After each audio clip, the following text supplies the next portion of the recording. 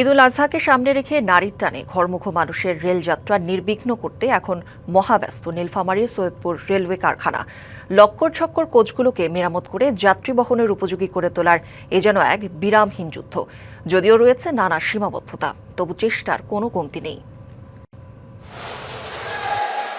1870 সালে প্রতিষ্ঠিত দেশের প্রাচীনতম নীলফামারী সৈয়দপুর রেলওয়ে কারখানায় এখন শুধু হাতুড়ির টুংটাং শব্দ। ক্যারেজ, বগি থেকে শুরু করে 29টি উপশপের প্রতিটি কর্নার এখন কর্মমুখর। ঈদের বাড়তি চাপ সামলাতে এবার লক্ষ্যমাত্রা ধরা হয়েছে 127টি কোচ। সময় কম, তাই কারিগরদের দম ফেলারও ফুরসত নেই। মাত্র 23% জনবল নিয়েই জোড়াতালি দিয়ে চলছে বিশাল এই কারখানাটি। অভিজ্ঞ শ্রমিকদের অভাব আর প্রয়োজনীয় কাঁচামালের সংকট যেন নিত্যসঙ্গী। জনগণ সংকট দিয়েও আমরা গাড়ির কাজ আউটটান দেওয়ার যথেষ্ট চেষ্টা করছি। আমার একটা গাড়ি যদি বাইরে যায়, মানসিক আসা যাওয়া কষ্ট লাঘব হয়, এটা আবার ভালো লাগে। রং কমপ্লিট হয়ে গেলে আমরা গাড়ি হ্যান্ডওভার দিয়ে দেই, গাড়ি আবার রোডের মধ্যে চলাচল শুরু হয়ে যায়।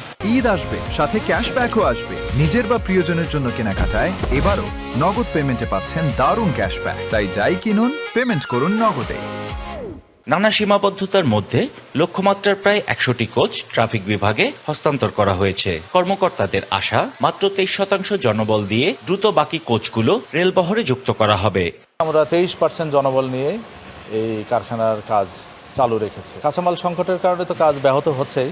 তো আমাদের কিছু পরিকল্পনা আছে, আমরা কিছুটা ক্যানিবালাইজ করছি, অর্থাৎ এক কোচ থেকে খুলে আরেক কোচে লাগাচ্ছি। আমাদের কারখানায় প্রায় 1834 জনের বিপরীতে মাত্র 662 জন কর্মরত রয়েছে। ঈদুল আজহাকে কেন্দ্র করে 127খানা কোচ আউটটান দেওয়ার প্রোগ্রাম নিয়েছে, যার মধ্যে গতকাল পর্যন্ত 99টা বের হয়ে গেছে। যান্ত্রিক ত্রুটি সারিয়ে নীল সবুজের এই কোচগুলো যখন ঘরমুখো মানুষকে নিয়ে গন্তব্যে ছুটবে, তখন হয়তো এই কারিগরদের ক্লান্তি মুছে যাবে প্রাপ্তির হাসিতে।